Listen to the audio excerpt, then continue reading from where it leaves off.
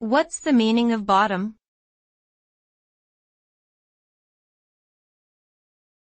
Bottom.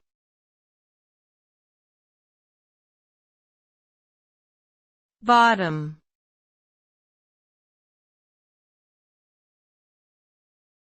Bottom.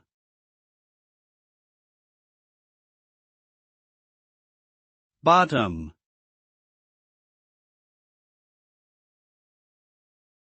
The word bottom has several meanings depending on the context.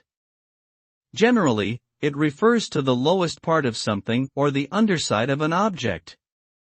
For example, the bottom of a bottle is its lowest point, while the bottom of a river is its deepest point. In slang, bottom can also refer to a submissive partner in a sexual relationship, particularly in the BDSM community. Additionally, bottom can refer to the end or final outcome of a situation.